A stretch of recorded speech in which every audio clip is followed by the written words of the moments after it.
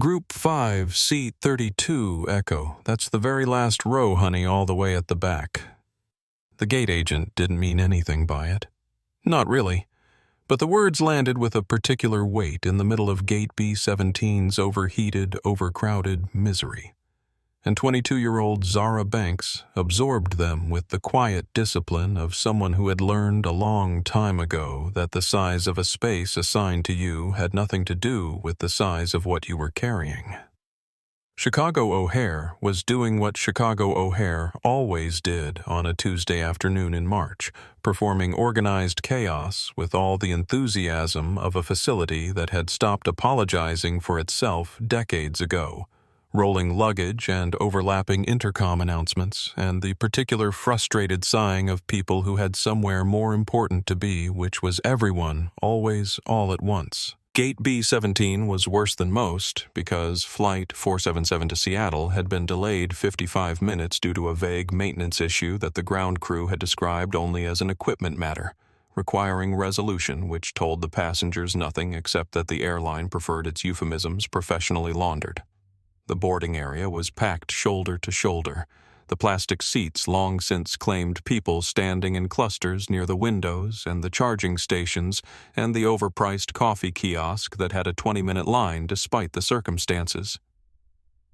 Zara sat slightly apart from all of it near the frosted terminal window at the far end of the gate, both hands resting with careful, deliberate steadiness over the padded black messenger bag in her lap. She was dressed the way someone dresses when they are more concerned with function than impression.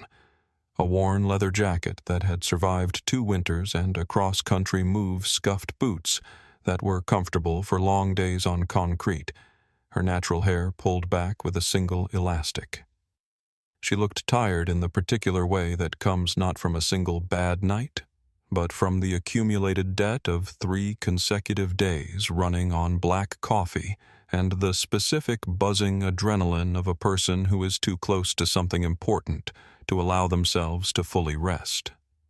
Inside the bag, wrapped in a half-inch of foam padding and secured with 2 buckled straps that Zara checked approximately every 40 minutes, regardless of whether anything had changed, was the culmination of 2 years of work that she had never once described to anyone outside her academic advisor, using fewer than 15 minutes and a great deal of hand gesturing. The formal description, as it appeared on her University of Illinois senior thesis cover sheet, was a miniaturized, independent gyroscopic navigation array for zero-visibility spatial orientation applications.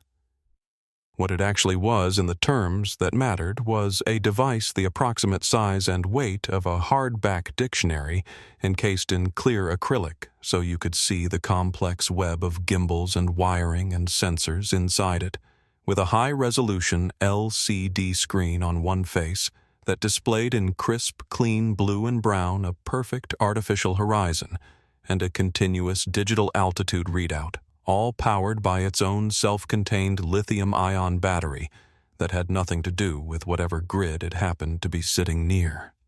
She had built the core gyroscope on her dorm room floor at 2 a.m. on a Tuesday because the engineering lab had closed at 9, and she'd needed 4 more hours and a quieter kind of concentration than fluorescent lighting allowed. She had rebuilt it 3 times after that. She had been rejected by the thesis review committee on her first abstract submission with a single typed line methodology appears insufficiently grounded for the proposed application scope, and she had spent one entire weekend being furious, and then on Monday she had gone back into the lab and grounded the methodology so thoroughly that the second submission received not a rejection, but a request for a meeting which was the academic equivalent of a standing ovation from people who didn't stand. She was flying to Seattle because Boeing's commercial division had agreed to host a review panel for her prototype. A meeting that had taken 6 months to arrange involved 3 separate faculty endorsements and existed entirely because someone at Boeing had read the revised abstract and sent an email that said in full, "This is worth the room." If the panel was impressed, she graduated with a career offer before she'd walked across the stage. If she missed the flight, the panel did not reschedule. That was the clear stated condition. No exceptions. She was in Group 5, middle seat, last row. She didn't mind any of that. She was just grateful the university had covered the fare. Out of habit, not anxiety, she told herself just precision. She unzipped the top of the messenger bag just enough to reach inside and find the toggle switch on the device's left face. She flicked it on. The LCD screen glowed to life in the dim interior of the bag, steady and immediate, showing a clean horizon line bisecting the display in the exact proportions she had calibrated it to. Blue above, brown below, altitude reading in clean white numerals. She looked at it for 3 seconds, then turned it off and closed the bag and settled her hands back over the flap. Outside the frosted window, a ground crew truck trundled across the tarmac in the pale gray light, and Zara watched it and breathed and waited. He was impossible to ignore, which was by design, even if he would have told you otherwise. Clifford Hale was 52 years old, and he moved through Gate B-17, the way certain men move through spaces they consider beneath them, not walking so much as making a sustained argument against the indignity of having to be present at all. His suit was custom navy wool, the kind of thing that cost enough to make the price invisible, and his platinum blonde hair was swept back from his forehead with the disciplined perfection of a man who spent 30 seconds every morning ensuring he looked like someone who didn't spend 30 seconds every morning on his appearance. His silver at the temples Rolex caught the fluorescent terminal lighting every time he lifted his wrist, which was every 45 seconds, as if the passage of time were a personal grievance that the watch might at some point choose to resolve. He was on the phone when Zara first noticed him pacing a tight rectangle between the charging station and the gate podium, his voice carrying easily over the ambient noise of 200 people's frustration. He was talking to someone named Brenda about miles compensation and the incompetence of ground crews, and the fact that he had not, in 23 years of platinum medallion status, once been treated with this level of disregard. He said unacceptable 4 times in 90 seconds, with the fluency of a man who had worn that word down to a completely smooth surface. Clifford Hale was the chief operating officer of Hale and Voss Property Group, one of the largest commercial real estate development firms in the Midwest. Or it had been until roughly 8 weeks ago, when 3 over-leveraged developments in 3 separate markets collapsed within a single fiscal quarter, with the synchronized timing of a disaster that had clearly been approaching for longer than anyone at the firm had wanted to acknowledge out loud. What this meant in the stripped-down language of balance sheets and loan covenants was that Hale and Voss was quietly and irreversibly heading toward insolvency, unless a very specific thing happened very soon. The very specific thing was a partnership restructuring agreement with a Seattle developer named Garrison Capital, whose principals had agreed in principle but not yet on paper, and whose patience had a defined expiration date of 8 o'clock tomorrow morning. The partnership agreement, the signature pages, the debt restructuring clauses, the collateral terms that Clifford had spent 6 months negotiating through intermediaries was in the leather briefcase currently occupying the footwell of his assigned first-class seat, 3B, where he had already deposited it during an early boarding that he had claimed as a medallion privilege. None of the people at Gate B-17 knew any of this, because Clifford had built his entire adult identity around the principle that vulnerability was a competitive disadvantage, and the result was a man who looked to all external observation like someone for whom delay was merely an inconvenience, rather than a slowly tightening wire. He noticed Zara the way he noticed most things that didn't immediately serve a purpose, a brief automatic appraisal, the worn leather jacket and the scuffed boots and the heavy canvas bag, a categorization that took less than 2 seconds, and ended with him looking away with the particular blankness of someone who has decided a person is not worth the processing power. He didn't speak to her. He had no reason to yet. What he didn't notice because he was already back on the phone was that she watched him walk away with the steady, quiet attention of someone who had learned to pay careful attention to exactly the kind of man who expected not to be watched. He tried his daughter's number at 4:47 p.m., standing at the window with his back to the gate. The call went to voicemail after 4 rings. He stood there with the phone against his ear through the full outgoing message and then he lowered it without speaking and put it back in his jacket pocket. He resumed pacing. If the pause cost him anything, he did not show it. Boarding began at 5:02 p.m., and Clifford was at the front of the Group 1 line before the gate agent had finished the announcement, having moved past a family of 4 with the smooth, practiced efficiency of a man who had never once considered that waiting in line was something that applied to him in the same way it applied to everyone else. He scanned through without breaking stride. Zara waited. Waiting was familiar territory. She had spent 2 years waiting for lab access for committee reviews for the kind of institutional acknowledgement that arrives slowly when you are a 22-year-old black woman asking a room full of senior engineers to take your methodology seriously. Waiting at an airport gate was comparatively frictionless. Group 5 was called at 5:19 p.m. Zara gathered her messenger bag and her rolling carry-on, a second-hand hardshell that had a cracked wheel she'd been meaning to fix for 3 months, and joined the back of the remaining line. When she reached the gate podium, she placed her digital boarding pass flat against the scanner glass. The light went red. The beep was sharp and declarative. The gate agent, her name tag read, Donna. And she had the specific brand of professional exhaustion that comes from 15 years of absorbing other people's travel anxiety. Frowned at her screen and began typing with the rapid 2-fingered efficiency of someone who has memorized every problem the system can produce. Zara felt her stomach drop with the particular immediate dread of a person who has exactly one thing they cannot afford to have go wrong. She said it quietly because she had learned that quiet was more effective than loud when you needed something from someone who was tired. She had a presentation in Seattle, a panel that didn't reschedule, and she needed to be on this flight. Donna held up one hand, not dismissively. Just wait, and kept typing. Then she reached to her right and pulled a slip of thermal paper from the printer and placed it on the podium between them. She looked up. She wasn't bumped. The equipment change, a larger galley unit swapped in during the maintenance hold, had removed Zara's entire rear section from the seating map. The flight was at capacity. The overbooking algorithm running its cold mathematics on the available premium inventory had moved her forward automatically. Seat 3A, first class, window. Zara stared at the thermal paper for a full 2 seconds, and the relief that moved through her was so complete and so sudden that she felt it in her knees, a brief involuntary weakness that she covered by reaching for the slip with both hands and gripping it like something she had earned, which in a different and entirely real sense she had. She thanked Donna with genuine feeling and walked down the jet bridge into the dimmer, quieter air of the boarding corridor. The thermal paper folded once in her jacket pocket, her messenger bag held close.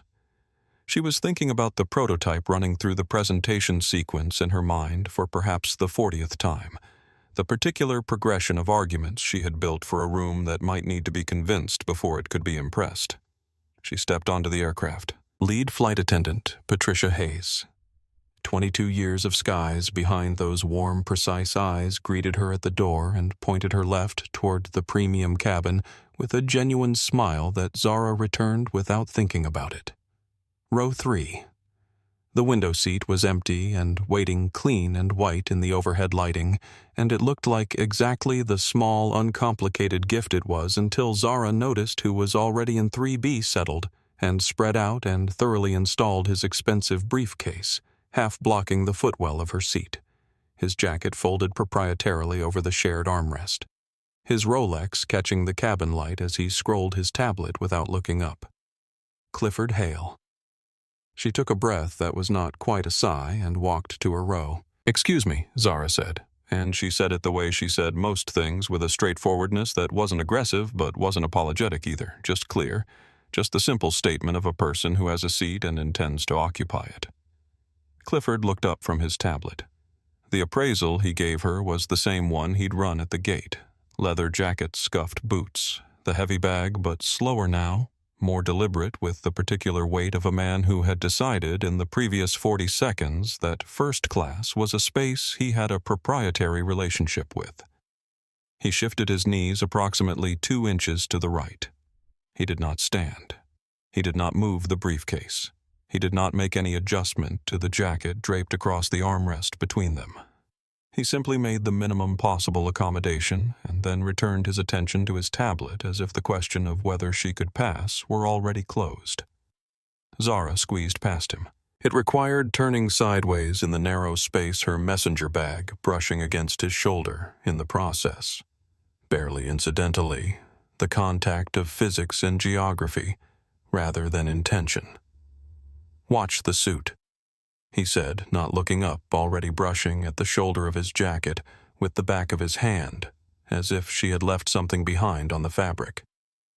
"Sorry," she said, because she had been taught that politeness costs you nothing and settled into 3A. She tucked the messenger bag under the seat in front of her, with the careful precision of someone positioning something irreplaceable, then reached down and moved his leather briefcase a few inches to the right so her feet had somewhere to rest. The briefcase was heavy, dense, with paper. She could feel the weight even through the handle, and she set it down gently against the bulkhead. The sigh that came from 3B was theatrical in its exhaustion, a sound designed to be heard rather than felt, the sonic performance of a man registering that the universe was once again failing to meet his standards. He flagged down Patricia Hayes before she had taken 3 steps past their row. Patricia turned with her professional composure fully engaged, warm, but measured the particular poise of a 22-year veteran who has seen this particular sequence play out in 30 variations. Clifford asked with a carefully constructed casualness that didn't quite conceal its intent whether she was certain this passenger was in the correct cabin, because it was his understanding that upgrades of this nature were typically reserved for actual frequent flyers. People with an established relationship with the airline people who had, in some demonstrable way, earned the space. Patricia confirmed with a smile that reached her eyes by willpower alone that Miss Banks's ticket was perfectly in order, and asked whether she could bring him anything before takeoff. He said peace and quiet, and then added just audibly enough to constitute a statement rather than a thought that standards seemed to be declining across the board. Zara kept her eyes on the rain beginning to streak the window beside her.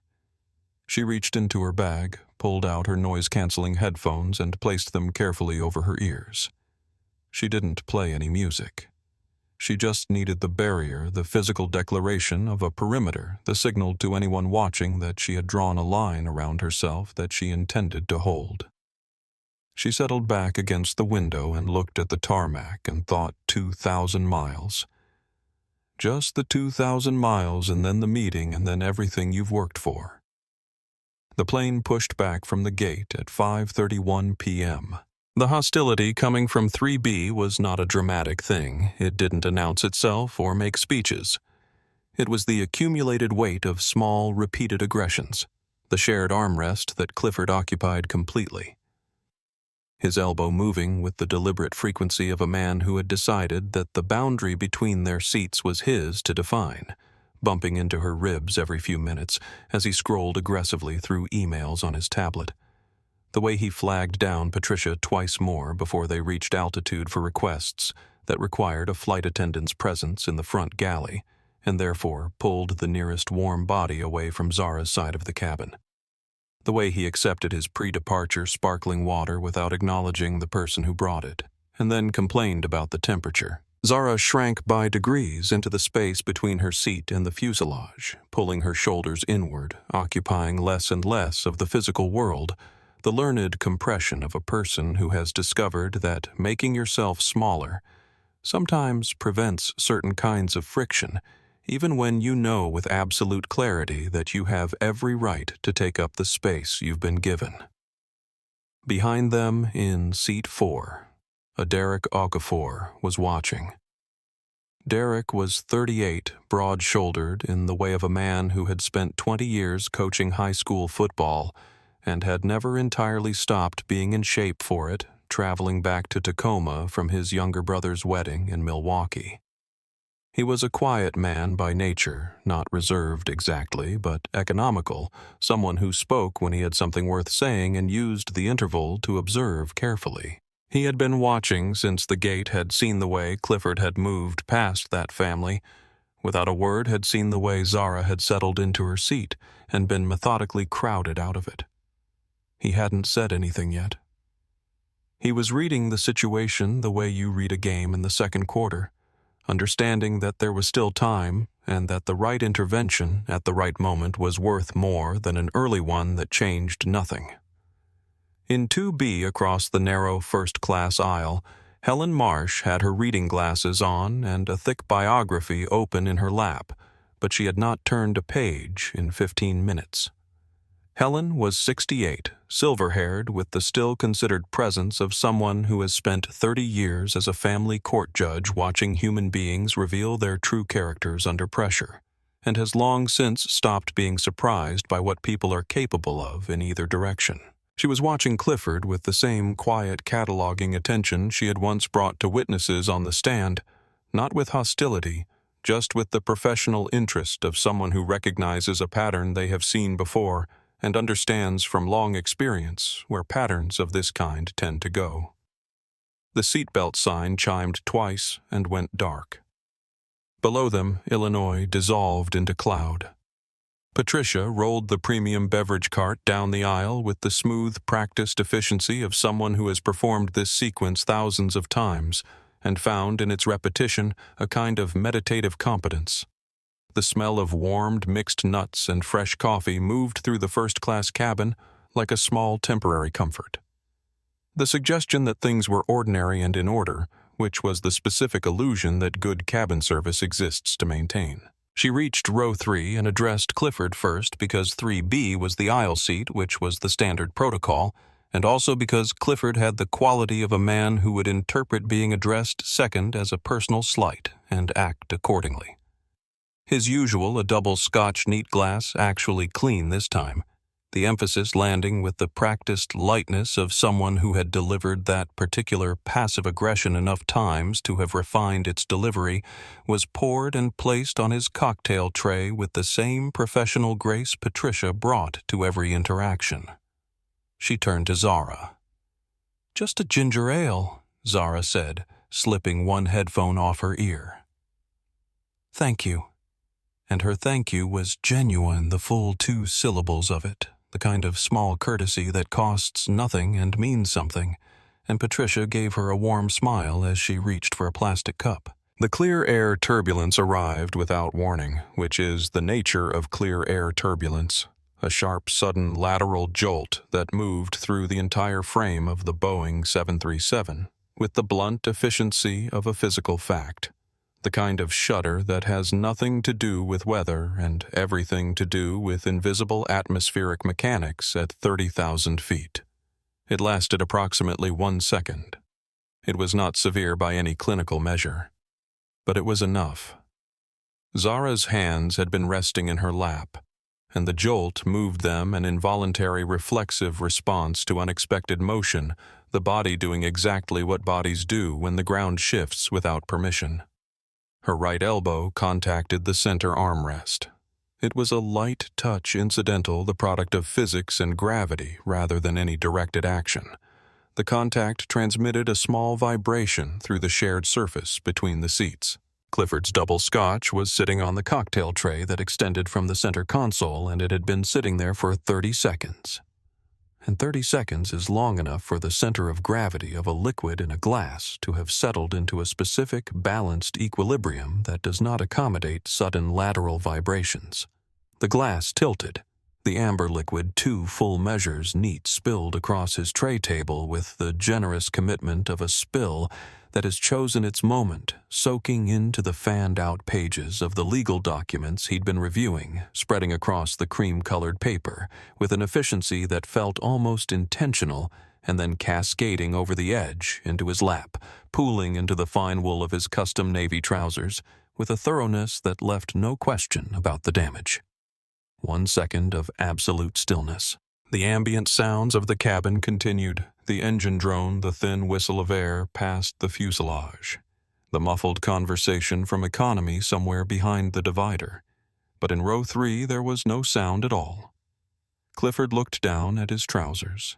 He looked at the legal documents, at the ink already beginning to bleed at the edges of the paragraphs. the signature pages going translucent and wavy where the scotch had saturated them. Those documents were not copies.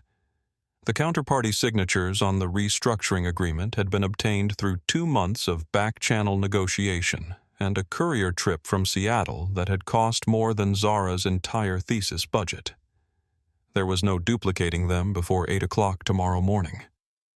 He looked up. His face had been, until this moment, the studied blank of controlled entitlement, the expression of a man who had long since stopped letting his face say things he hadn't authorized. Now that face was doing something entirely different. The color that moved through it started somewhere in his collar and traveled upward with the steady, flooding progress of something volcanic finding a surface. Deep red, nearly purple at the jaw. The veins in his neck stood out like cables under load. He said her name, except he didn't know her name, so he said, "You," and the word came out in a hiss that was low and vibrating and designed to carry nothing but intent. Zara's eyes went wide. She reached immediately for the napkins from Patricia's cart, a reflexive, practical response, the instinct of someone who sees a problem and moves toward it.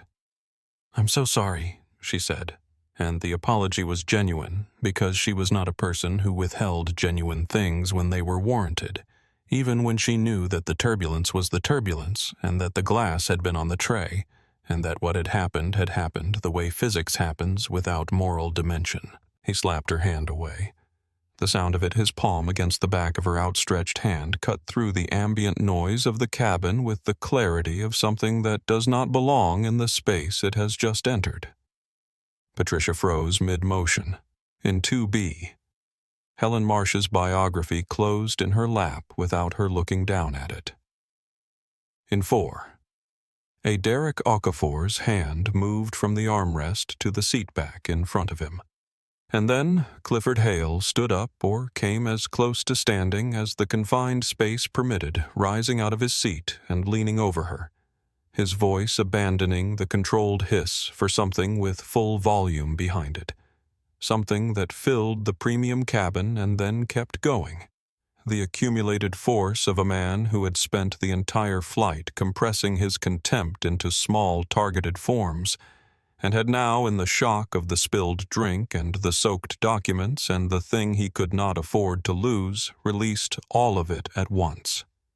He said she didn't belong up here. He said she belonged back in coach with the rest of the trash. He said she had ruined a $1 million deal because she couldn't control herself. He said, "Do you know what these documents are?" in the tone of a man who had already decided the answer was no, and wanted her to hear it. The cabin was stone quiet behind him. Zara pressed her back against the window, heart hammering. And for a moment, just a moment, the old reflex was there.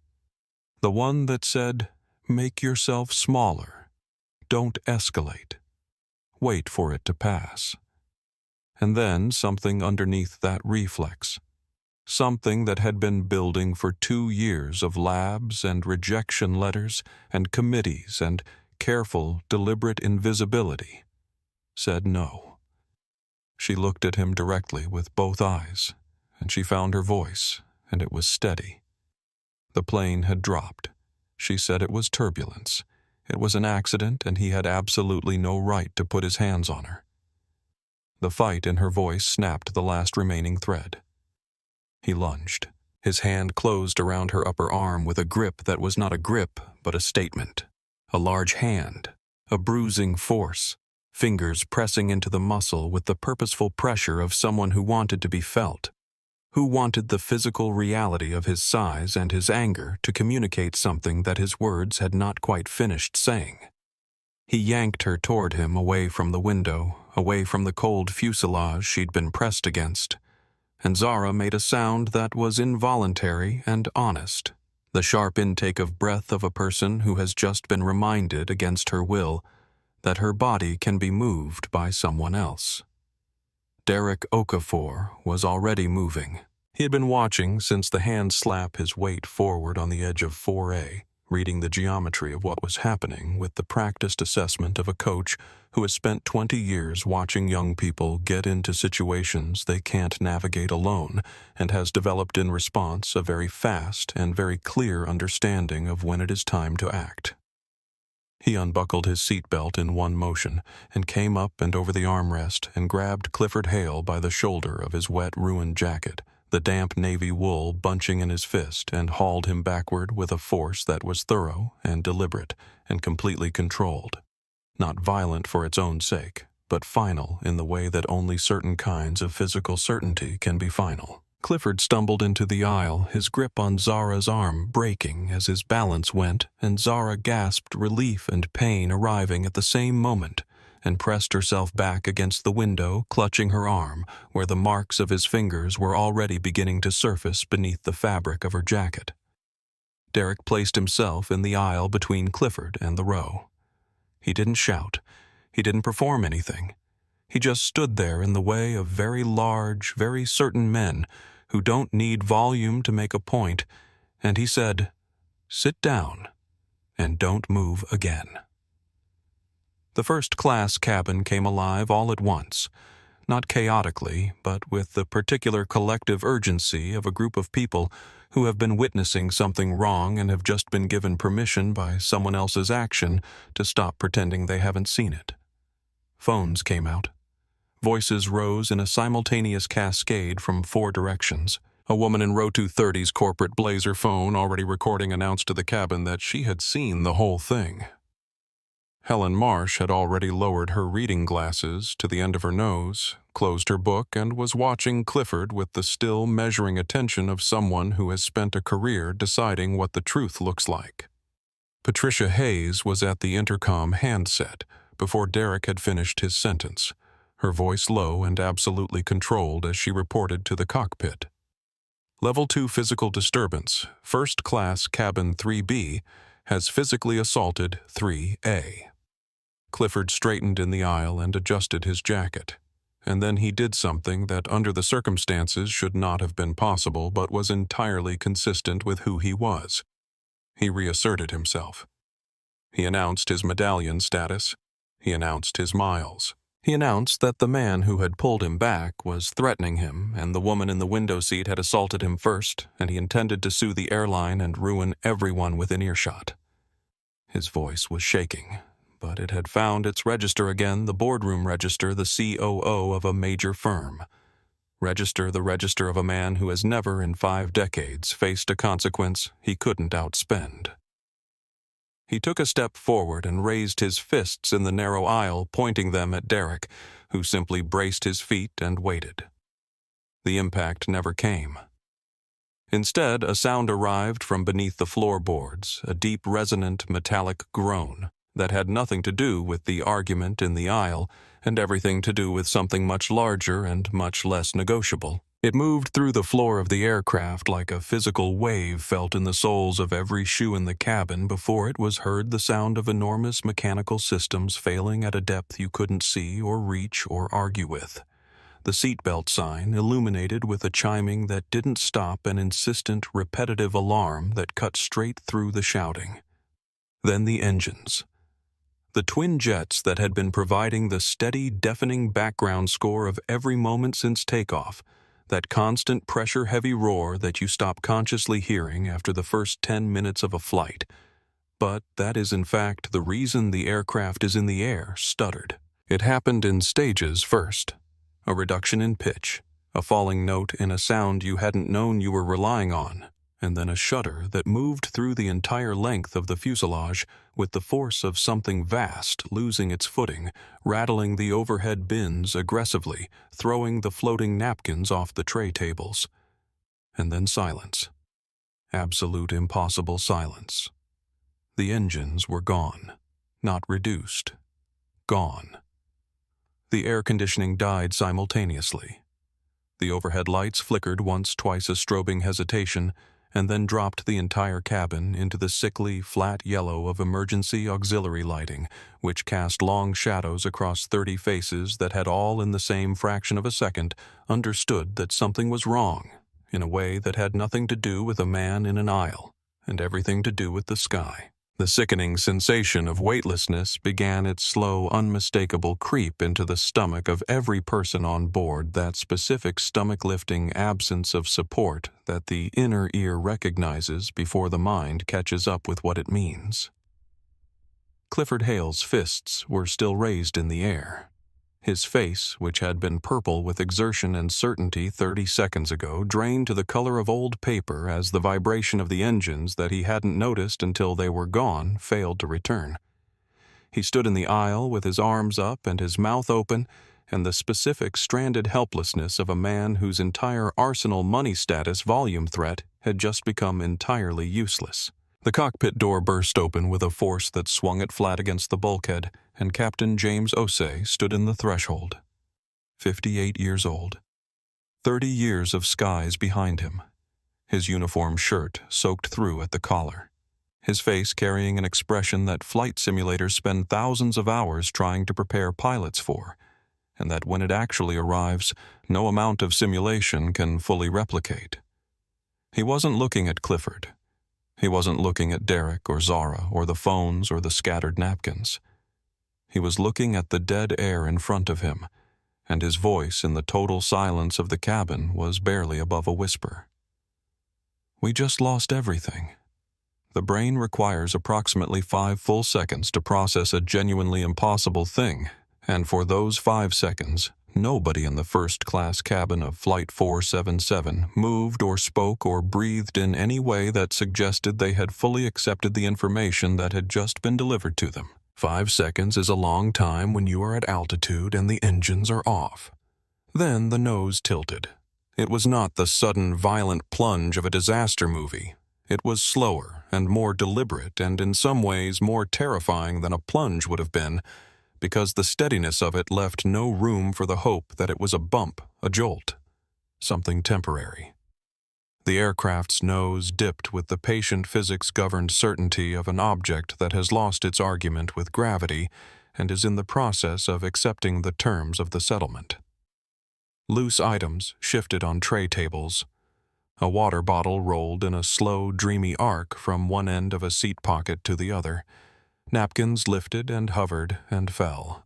The emergency lighting cast its sickly yellow wash across 30 faces, and what those faces held was not the performed panic of entertainment, but the still interior terror of people who have just understood in a cellular and not merely intellectual way that they might die in the next few minutes. Clifford Hale lowered his fists. The motion was involuntary. His arms simply descended, as if the will that had been animating them had been unplugged along with the engines. He turned in the aisle and looked at his seat, and something in him that had been vertical and pressurized for the entire flight folded downward, and he sat in 3B the way a man sits when he is no longer performing. Being a man, hunched his arms wrapped around himself, his hands shaking so badly that the Rolex he had checked every 45 seconds throughout the journey rattled audibly against the armrest. He turned and he reached across the armrest he had claimed entirely, the armrest he had used as a tool of territorial attrition for the past 90 minutes, and he grabbed the sleeve of Zara's leather jacket. The same hand. She felt the contact immediately. He was begging. The specifics of what he said were less important than what they were. The sound of a man who had built an entire life on the premise that money was the solution to every problem, and had just discovered at 30,000 feet that there were problems money could not reach. "You know what's happening," he said. "Tell them to fix it. I'll pay you. I'll pay them. I have money." Zara looked at the hand on her sleeve. The bruise from his grip was not yet visible, but it was present a deep tenderness in the muscle of her upper arm that pulsed with every heartbeat. She looked at the hand that had made it now trembling against the worn leather of her jacket, asking her for something. Asking her, and the irony of it was so complete and so compressed that it had no room to be anything as simple as satisfying. It was just real. Just the weight of what the world had chosen in this specific and impossible moment to make obvious. She removed his hand from her sleeve with a calm that cost her something. Her voice dropped an octave in the way that voices sometimes do when a person stops performing composure and actually finds it somewhere underneath the fear. "Let go of me," she said. He pulled his hand back as if the sleeve had burned him and retreated into the corner of his seat, drawing his knees up, pressing himself against the opposite armrest, making himself small in a space he had spent the entire flight expanding into. He began to pray, not quietly, not privately, but openly. The ragged, unstructured prayer of a man who has not spoken to God in 20 years and is now attempting to reestablish communication under emergency conditions, offering things he owned to a universe that had no apparent interest in his portfolio. Zara turned away from him and looked at Patricia. The intercom handset was in Patricia's hand, and she was listening to it with the specific stillness of someone absorbing information that is worse than they had prepared for. The cabin was dead quiet. No engine noise, no air conditioning, just the eerie, hollow rushing of a 150-ton aircraft moving through thin air on momentum alone, and in that silence the fragments coming through the earpiece were audible in the front rows, without effort. EMP. Cascade backups are fried. Glass cockpit is gone. No horizon line. Standby. Instruments locked. Flying blind. Patricia lowered the handset slowly. She looked at Derek, then at Helen, then at Zara. She said it in the same low register she'd used for everything since the chaos started, quiet, flat, honest. They can't see. The instruments are dead. They don't know their pitch. Zara's fear was present. She was not pretending it wasn't performing a courage she didn't feel, but her mind had somewhere else to go, and it went there with the specific, purposeful urgency of 2 years of applied engineering training taking over the space that panic had been attempting to fill. Without an artificial horizon, a pilot in thick cloud cover loses all spatial orientation within 3 to 4 minutes. The vestibular system, the inner ear, the proprioceptive signals that normally keep a body oriented in space, they all fail in zero visibility conditions, generating false sensations that override whatever the pilot's training is trying to tell them. You can be banking to the left at 45 degrees and feel completely convincingly level. You can be pointing at the ground and feel like you're climbing. It's called spatial disorientation, and it kills, and the progression from flying blind to graveyard spiral has a timeline measured in minutes. She looked down. The messenger bag was between her boots exactly where she had placed it, the buckled straps intact, the foam padding undisturbed. Inside it, on its own lithium-ion battery, entirely disconnected from every electrical system that the EMP cascade had just destroyed, was a gyroscopic navigation array with a solid-state altimeter and a military-grade artificial horizon that showed on its LCD screen the exact spatial orientation of whatever it was attached to in any visibility condition for any application where knowing which way was up was the difference between surviving and not. "I have an artificial horizon," Zara said. Patricia looked at her. "In my bag. It has its own battery. It's completely independent from the plane's systems." Patricia started to object regulations, the cockpit door protocol, and Zara was already on her knees, already unzipping the canvas bag, already pulling out the acrylic cube with both hands. And when she flicked the toggle switch and the LCD screen came alive in the dim emergency lighting, crisp, clean the horizon line, perfect and stable. Altitude numbers running in clean white numerals. Patricia stopped objecting and looked at it with the same expression that every person looks with when they see in a moment of genuine crisis the specific thing that might be the solution. The aircraft entered the cloud bank. The windows went gray and flat and opaque, and the view of the world outside disappeared entirely.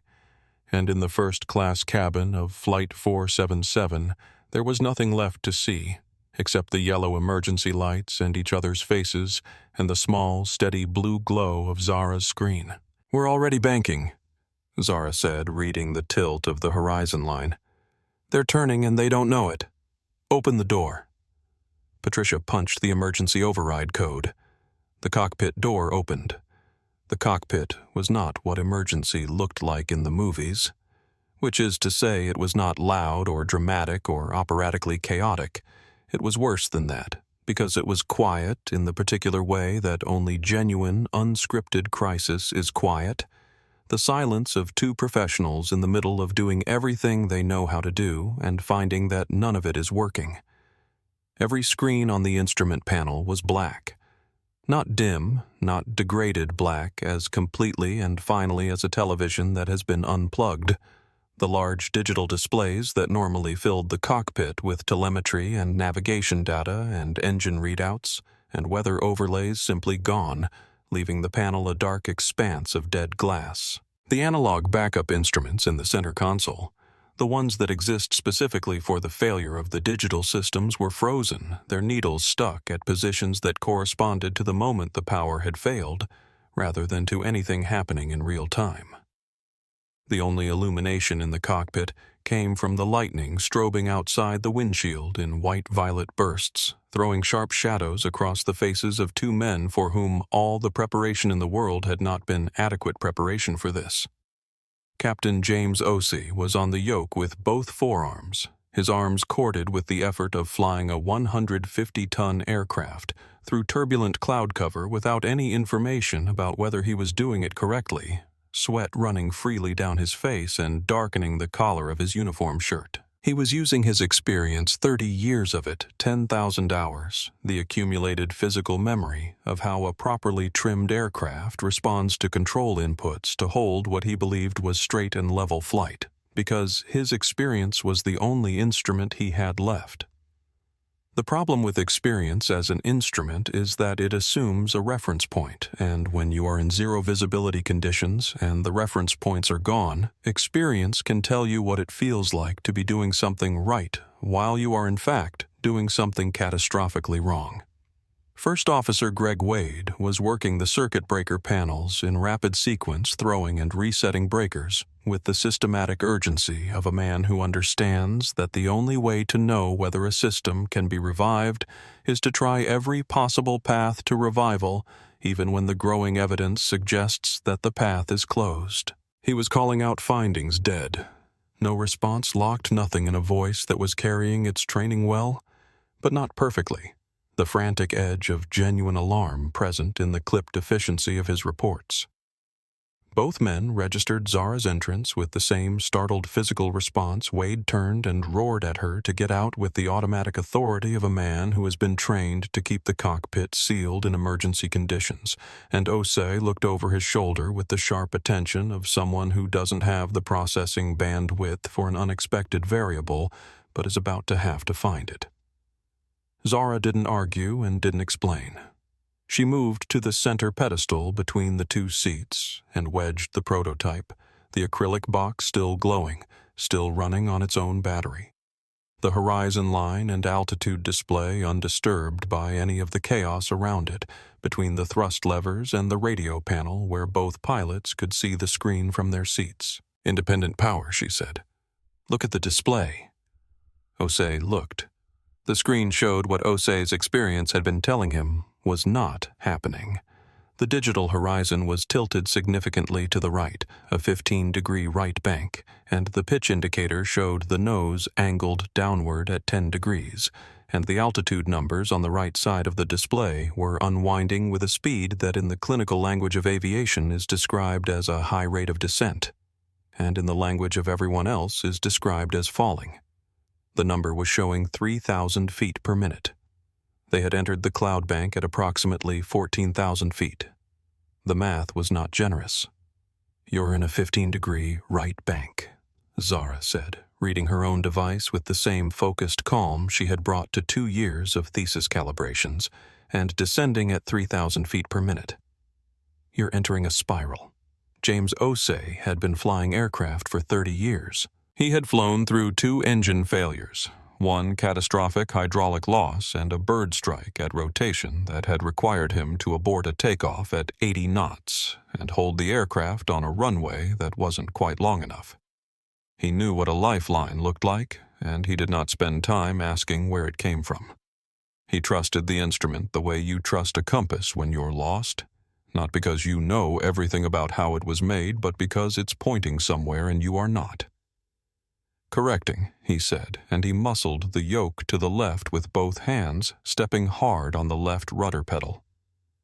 On Zara's screen, the digital horizon rotated slowly at first, then with gathering smoothness as the aircraft's wings responded to the control inputs, the tilted line coming back toward level with the particular satisfying precision of a well-built instrument doing exactly what it was built to do. The G-forces that had been pressing the passengers asymmetrically into their seats eased. The aircraft's roll stopped. Wings level, Zara called out, watching the screen. Pitch is 3 degrees nose up. Altitude passing 13,200. Rate of descent is reducing. Wade had stopped throwing breakers. He was staring at the prototype screen with an expression that was equal parts professional relief and something older and more personal. The look of a man who has just watched an impossible thing turn possible and is still catching up with the reality of it. He looked at Zara with wide, direct eyes. "Who the hell are you? I'm the girl from 3A. Wade turned back to the circuit breaker panel and pulled the emergency radio kit from the side storage, a hardened unit that ran on its own battery reserve, partially functional despite the EMP cascade. He started working the emergency frequency, reaching for Grant County International on 121. 5. The Universal Distress Channel calling in their situation and position in the fragmented but essential shorthand of pilots reporting emergencies, aircraft type, souls on board, nature of emergency, last known position. Osei kept both hands on the yoke and kept his eyes on Zara's screen, and Zara kept both eyes on the screen and kept her elbows braced against her ribs to hold the device steady through the turbulence buffeting the aircraft. And between them they established the particular wordless rhythm of two people doing the same job she called altitude and attitude. He responded with control inputs. The feedback loop of pilot and instrument running in 30-second cycles as the aircraft descended through the cloud layer on its trajectory toward a runway that may or may not be reachable. Wade pulled the emergency sectional charts from the side pocket, thick physical binders, paper maps, pre-digital navigation resources that exist in every cockpit specifically for the failure of all the systems that have just failed, and began working the E6B manual flight computer. A circular slide rule, the size of a dinner plate, that contains in its concentric rings the mathematics for calculating glide ratio and ground speed and approach angles without any electricity at all. The numbers came back Eastern Washington terrain mixed, but within their glide envelope, barely there was a runway. Grant County International, formerly a Cold War Strategic Air Command base, built to handle B-52 bombers. Runway 32R, 13,500 feet of heavy concrete. One attempt. No second approach without engine power. No go-arounds, no corrections, no margin. "Give me a vector," Osei said. Wade gave it to him.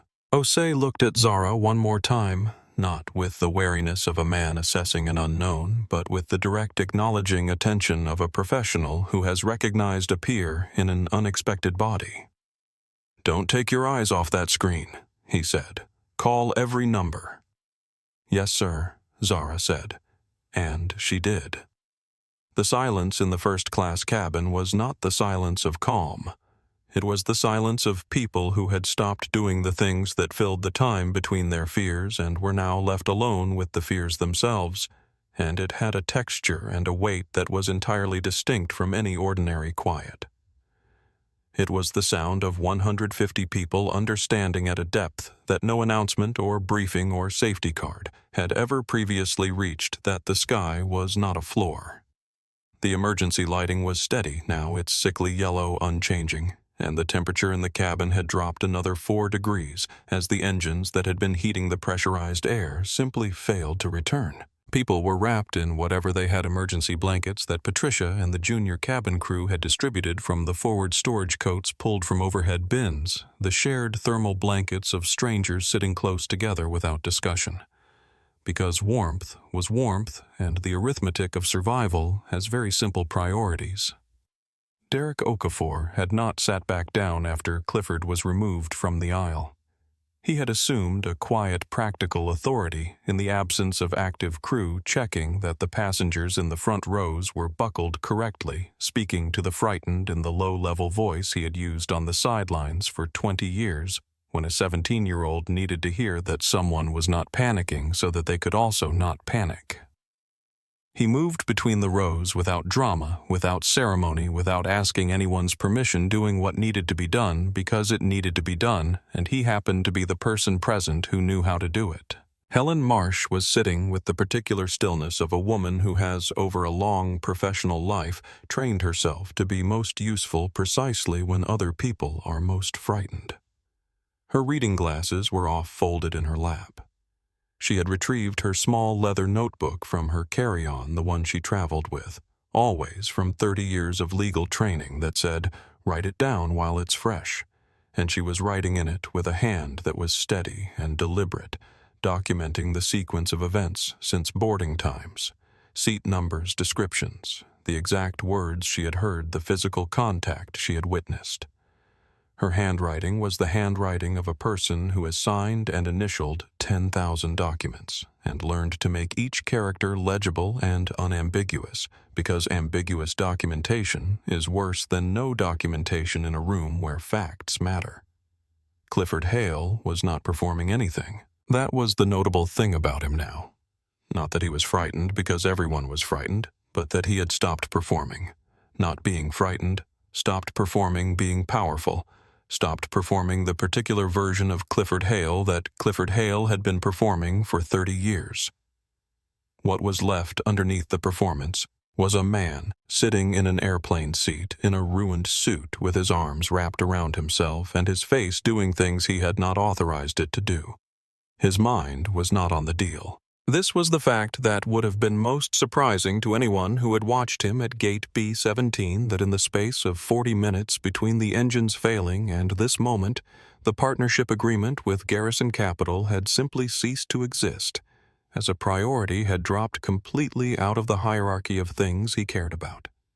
Not because he had decided to let it go, but because the arrival of a sufficiently large truth has a way of reorganizing everything beneath it without asking permission. The Hale and Voss insolvency, the 6 months of negotiations, the signature pages. None of it was in his mind. What was in his mind was a graduation ceremony 3 weeks ago on a Thursday afternoon in May at a university in Indiana, where a young woman in a cap and gown had stood at a podium and accepted her diploma and looked out into the audience for a face she knew was not there. He knew this because his ex-wife had sent him a photograph, not unkindly, not as a provocation, just a photograph, because their daughter had worn the dress he'd bought her for the occasion and looked extraordinary in it, and he was still her father, and her mother had thought he should see. He had looked at the photograph for perhaps 4 seconds, and then put his phone face down on the table and gone back to the conference call he'd been on, because there was nothing to be done about it at that point, and being upset about it wouldn't have changed the outcome. And those are the kinds of things Clifford Hale told himself. He was not telling himself those things now. Now he was simply in the ruin of them. The photograph, the voicemail he hadn't left the lease he'd been closing in Denver on the day she'd walked across the stage, and there was nothing to do with any of it at 30,000 feet except hold it without deflection, which was the hardest thing he had ever been asked to do. Across the aisle from him, a woman named Simone was sitting with her 7-year-old son pressed against her side, one arm around his shoulders, his face turned into her sleeve. The boy was very still, not asleep, but still in the careful, watchful way of a child who has decided that stillness is the appropriate response to a situation he cannot fully read, taking his cues from the adults around him about the appropriate degree of fear. Clifford looked at the boy. The boy from the safety of his mother's sleeve looked back. Something about the directness of it, a child's uncomplicated attention, The simple act of being seen by someone who was not calibrating what he saw against anything did something to the wall that Clifford had been maintaining even in his private distress, even in the yellow emergency light, even in the wreckage of the suit and the documents and the deal. The wall just dropped, quietly, without announcement. He unfolded himself from the corner of his seat. Not heroically, not as a gesture, not as a performance of redemption just out of something that moved in him towards something that needed doing. He leaned across toward Simone, not invading her space but entering the edges of it with the careful, hesitant movement of a man operating without his usual certainty. And he told her quietly, factually, that the boy should be braced against her rather than the seat back. That in the event of a hard landing, the shared pressure of a body was more absorbing than the seat structure alone. He knew this from a safety briefing he'd attended 3 years ago, the only piece of aviation safety information he had ever actually absorbed because the instructor had used a detail concrete enough to penetrate his indifference. Simone looked at him. She adjusted her son's position without breaking the arm around his shoulders. It was a minor thing. The smallest possible useful thing, but it cost him nothing to do it, and it was for the first time since he had walked into Gate B-17 a thing he had done for another person rather than to one. Patricia returned to the cabin from the cockpit corridor, moving with the quiet, absolute focus of a woman who has set aside everything except what the next 15 minutes require. She made eye contact with Derek first, then with Helen, then briefly carrying something more complicated than professionalism with the closed cockpit door. She gathered herself the way athletes gather themselves before a performance they cannot afford to fail, and she picked up the emergency megaphone from the forward bulkhead storage. Zara had been in the cockpit for 19 minutes, and her arms were telling her about it in the specific detailed language of muscles that have been asked to hold an isometric position past the point where they would normally be permitted to rest. The prototype weighed 10 pounds a number that had seemed meaningless when she was building it, calibrating it, carrying it through the university corridors in a bag that distributed the weight across her shoulders, but 10 pounds held at a fixed angle with both elbows, braced against your ribs in a turbulent aircraft for 19 minutes, without the option of shifting your grip or adjusting your stance, was a different kind of 10 pounds entirely. She didn't move. Her eyes did not leave the screen.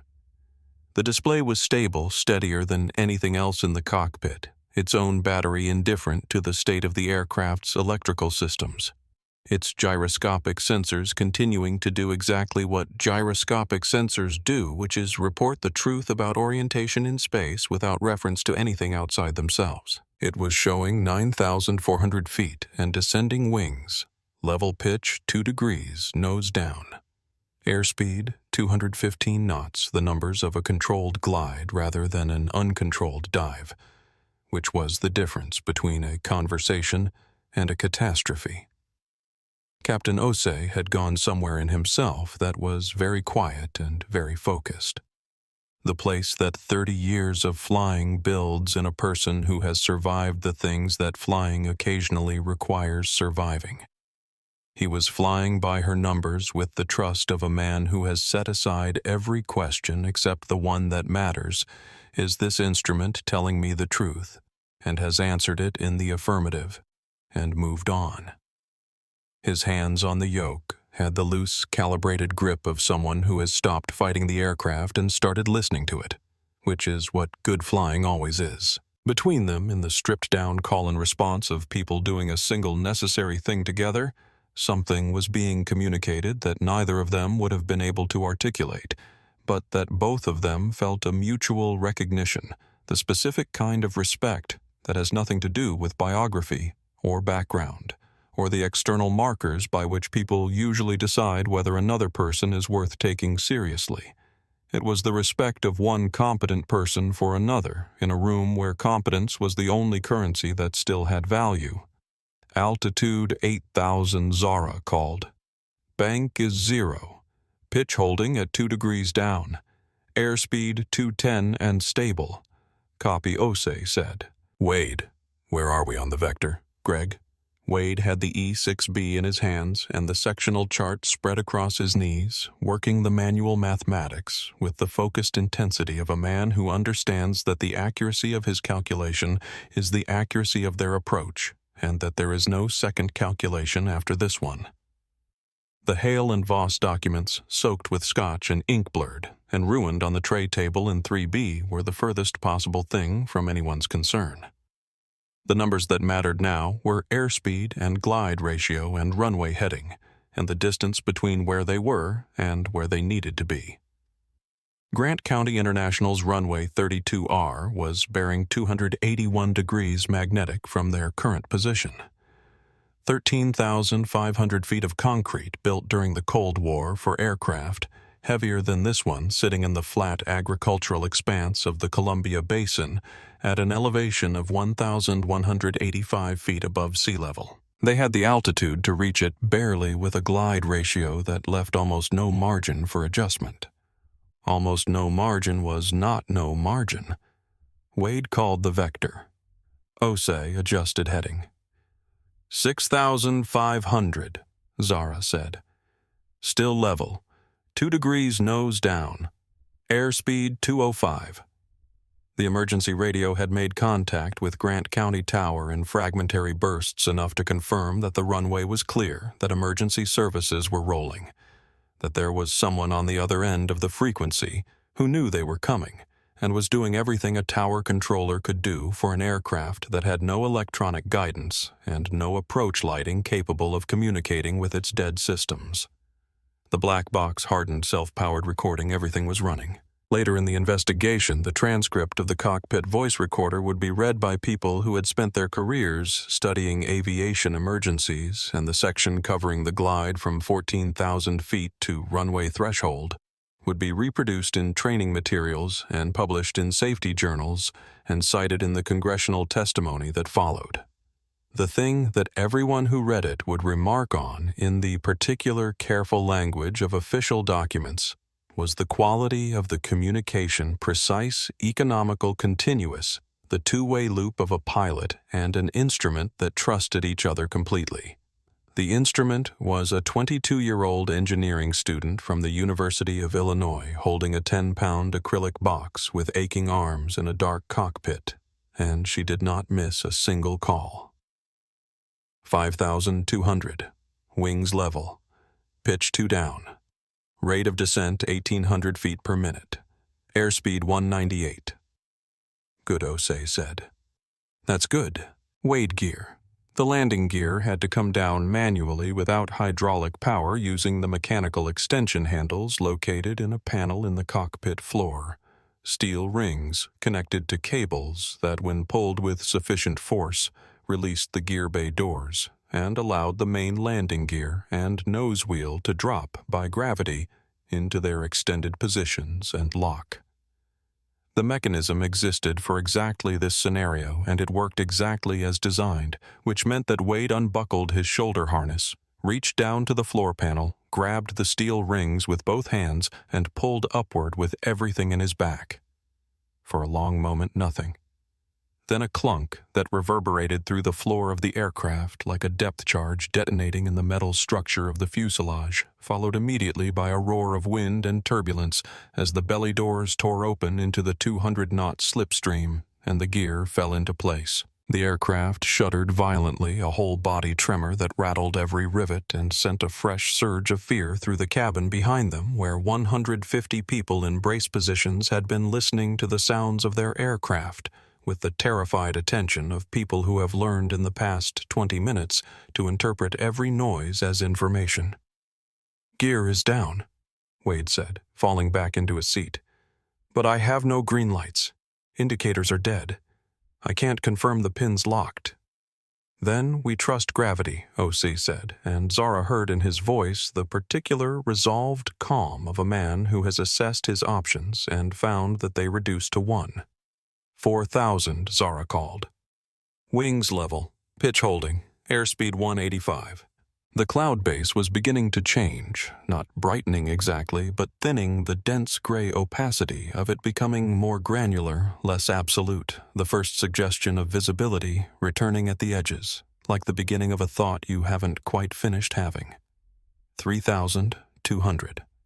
Outside, in the first-class cabin, Patricia's voice came over the emergency megaphone with the final instruction that everyone in the cabin had been waiting for without knowing they were waiting for it, Brace. Heads down, stay down until full stop. 2,800, Zara said. The clouds tore apart. In the cockpit, the breaking of the cloud base was a physical event, the gray, violent opacity simply ceasing at a specific altitude, the windshield transitioning from wall to window in a matter of seconds as the 737 descended through the bottom of the overcast into the wet, clear air of the Columbia Basin. The rain was still driving and the visibility was reduced, but it was visibility, the actual ground, the actual horizon, the brown and gray flat of eastern Washington spreading below them in all directions with the vast, indifferent openness of agricultural land that has been here far longer than any aircraft and will remain here regardless. I have visual, Osei said, and the change in his voice with those 3 words, not relief, exactly, not celebration, but the very specific quality of a man who has been doing something extraordinarily difficult in the dark and has just been given a light, was the most human sound in the cockpit since the door had burst open. He found the runway at 10 o'clock, slightly left of center, the massive gray expanse of runway 32R, 1,350 feet of Cold War concrete, beginning to resolve through the rain-streaked windshield as a definite, real, reachable thing. Grant County International. The runway was lit with emergency lighting, the strobes marking its boundaries pulsing in the gray afternoon, and along the perimeter of the apron, the lights of fire engines and sheriff's cruisers were moving into position. There, Wade said, pointing his voice cracking with something he didn't try to contain. 10 o'clock. That's it. I see it, Osei said. I have the runway. His voice had dropped to the particular register that 30 years of landings had put there. Not calm as an achievement, but calm as a state. The professional quiet of muscle memory and trained response taking over from conscious decision-making. The pilot's body doing what it had been doing for 30 years while the pilot's mind watched and verified and stayed out of the way. He looked over his shoulder at Zara. Leave the box wedged in. Take the jump seat behind me. 5-point harness. Pull the straps until they bruise. Now. She didn't spend a second on anything except the instruction. She wedged the prototype more securely between the thrust levers, its screen still running, still showing the horizon, still powered by its own battery, and she threw herself backward into the small folding jump seat attached to the cockpit bulkhead, snapping the heavy metal shoulder buckles across her chest and the lap belt across her waist, and hauling each strap tight with both hands until the nylon bit into her collarbone, and she was pinned against the seat with a thoroughness that felt at this moment like the safest thing in the world. Back in the cabin, the brace command had done what brace commands do. 150 people folding forward in unison, the cabin becoming a row of curved backs, heads, buried arms wrapped over skulls, the universal human posture of please let there be something on the other side of this. Derek Okafor braced with his boots planted firmly against the seat ahead, his body folded forward, his hands locked over the back of his neck. He had done the math on the situation with the straightforward clarity of a man who is not given to self-deception, and his conclusion was that whatever happened in the next 90 seconds was going to happen, and the thing he could do about it was brace correctly and keep his wits, and he intended to do both. Helen Marsh had closed her notebook and returned it to her jacket's inner pocket where it was secure. She folded forward with the measured precision of a woman who has done exactly what she came to do, documented the truth in her own hand in permanent ink, and now has nothing left to do except what the rest of the cabin is doing, which is hold on and trust the physics. Clifford Hale leaned forward into the brace position. Not the collapsed defensive crouch he might have managed an hour ago properly the way the safety card shows it, the way you're supposed to do it with his feet flat on the floor and his body pitched forward at the correct angle. His right hand found the shared armrest between his seat and the seat beside it. Simone sighed and rested their fingers loosely open, not grabbing, not demanding, just present. Simone's hand came down and covered his. She didn't look at him. She was looking at her son, who was pressed against her left side with his face turned into her arm. Clifford felt the weight of her hand on his, and he closed his eyes. In the cockpit, the runway was filling the windshield. 200 feet, Wade called. 50, 20. Osei flared, hauling the nose up at the last possible instant, the classic hold-off of a pilot who knows that the rear wheels must absorb the initial impact, that the nose wheel coming down first means a force the aircraft is not designed to accommodate. His arms corded with the effort of pulling the heavy unpowered yoke against the aerodynamic forces trying to push the nose down. For a fraction of a second, the aircraft was in a perfect attitude gear. Down wings level, nose elevated, the 150-ton aircraft hanging at the precise intersection of flight and not flight. The main landing gear hit the concrete. The sound was not describable using ordinary language. It was the sound of enormous metal objects meeting immovable surfaces at speeds that ordinary objects never reach, compressed into a single instant of impact that registered not in the ears, but in the spine, in the jaw, in the chest. A bone-deep percussion that shook the entire airframe with a force that caused the overhead bins to burst open simultaneously and send their contents cascading into the aisles in a rainfall of laptops and coats and carry-on bags. In the jump seat, Zara's teeth slammed together and a sharp, bright pain shot from her coccyx to the base of her skull as the seat absorbed the compression. The nose wheel came down a fraction of a second later. A detonating secondary impact, and then Osei was standing on the brake pedals with everything he had. Both boots, both legs.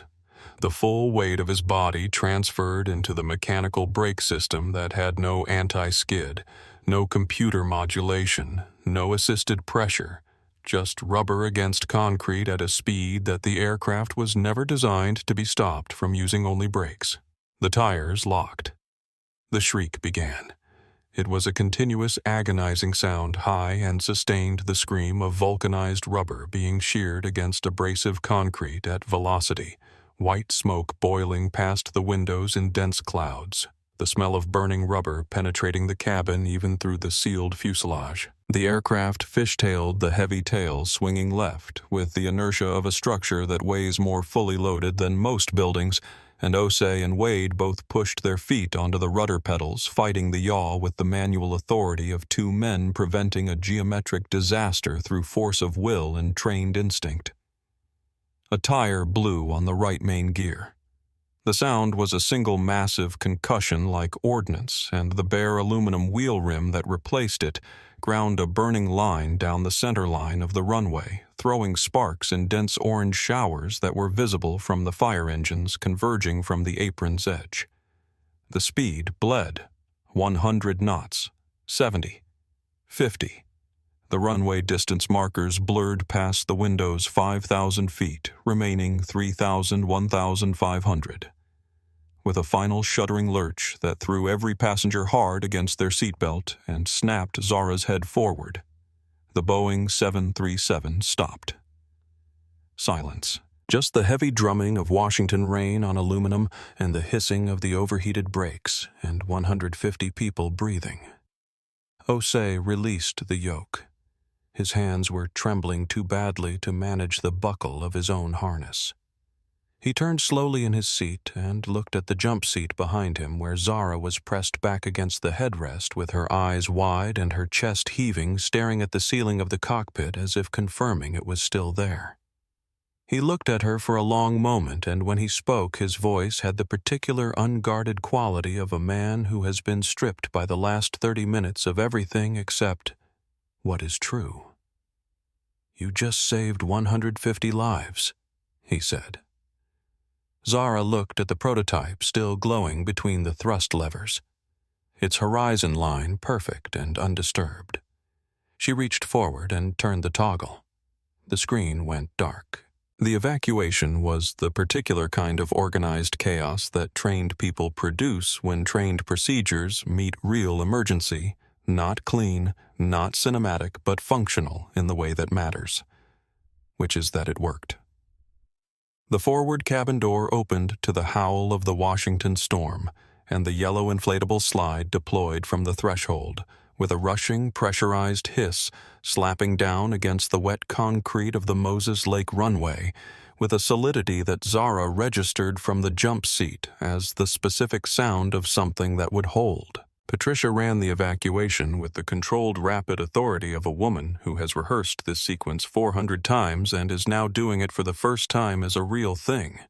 And the difference between rehearsal and reality was that the people moving through her cabin were shaking and weeping and occasionally freezing in place with the specific paralysis of shock.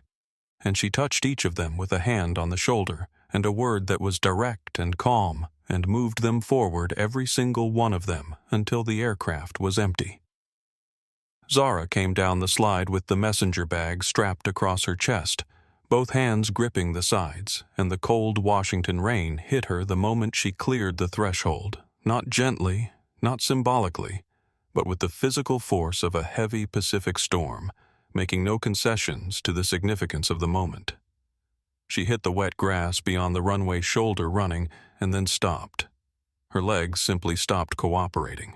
She went to her knees on the cold, soaked ground, both hands pressing into the mud, the messenger bag swinging forward against her chest, and she stayed there for a moment that had nothing to do with drama and everything to do with the body's honest accounting. Her arms were burning with the deep acid ache of muscles that had been used past their limit without complaint and were now filing their report. Her hands were still trembling. The terror of the last 22 minutes had not diminished. It had simply been held at a distance by necessity, and it was now arriving with the accumulated interest of everything she hadn't been allowed to feel while she was busy being necessary. She knelt in the rain and let it arrive. She didn't cry. She just breathed deep and ragged, the cold air filling her lungs with the specific preciousness of air that she had for a period of time not been certain she would continue to have access to. She thought about the dorm room floor, the 2 a.m. gyroscope assembly, the components spread across her roommate's abandoned yoga mat because she needed the flat surface, and the lab was closed. The rejection letter from the thesis committee, which she had read 3 times and then folded carefully and put in the bottom of her desk drawer because she couldn't throw it away and couldn't look at it and needed it to be somewhere she could find it again when she needed to be angry. The phone call to her mother after the second submission was accepted, the one she'd kept short because she wasn't ready to explain the full scope of it yet. Just, "It's going well, Mom. I think it's actually going well." It worked. The device worked exactly the way she had built it to work in exactly the conditions it was designed for, and 150 people were standing in the Washington rain right now because of it. She let that thought complete itself. She stayed with it for the full duration that it deserved, which was longer than she would have allowed herself under other circumstances. Then she stood up. Under the large emergency triage tent that the Grant County Sheriff's deputies had erected along the apron's edge, passengers were wrapped in silver mylar thermal blankets, sitting on folding chairs being assessed by paramedics who moved between them with the quiet efficiency of first responders doing the job they trained for. Derek Okafor was already at the far end of the tent, crouched beside an elderly couple who were holding hands with the fierceness of people who had just survived something together, speaking to them in the low, steady voice he'd been using since the emergency lighting came on. Helen Marsh was sitting upright on a folding chair near the tent's entrance, notebook open in her lap, speaking quietly with a Grant County Sheriff's deputy who was writing down everything she said. She was not wrapped in a mylar blanket. She appeared to be doing fine. Clifford Hale stood alone at the edge of the tent, his back to the others, looking at the smoking 737 on the runway, the tilted silhouette of it in the gray rain. The right main gear collapsed where the blown tire had failed, the bare wheel rim having carved its burning line down the center line of the runway, the aircraft at a slight list that gave it the look of something that had been set down by a force that didn't entirely account for its dimensions. He was not looking for a private car. He was not calculating his options or drafting the framework of a complaint. He was just standing in the rain, looking at the plane, and his face was doing something unguarded and unperformed, the face of a man who has arrived without planning for it at the end of a very long distance. The rain was easing, not stopping, but losing the aggressive insistence of the storm's peak, settling into the steady, patient fall of a Pacific system that has made its point and is now simply maintaining its presence. The tarmac at Grant County International reflected the emergency vehicle lights in broken, wavering pools of red and blue, and the smell of the rain mixing with the ozone and the burned rubber and the cooling metal of the aircraft's brakes created something that everyone on that runway would remember for the rest of their lives as the smell of the night they didn't die. Zara had found her feet and found her composure, which are not the same thing as the same composure as before. They were a different, harder-won version of it assembled from different materials. She was standing near the open bay of an ambulance, the paramedic who had checked her arm documenting the bruising, with the same professional calm that everyone working this scene was bringing to their part of it. The bruise was distinct, 4 parallel marks at the pressure points of a large hand's grip, already darkening to the deep, certain purple of an injury that had been made with intention.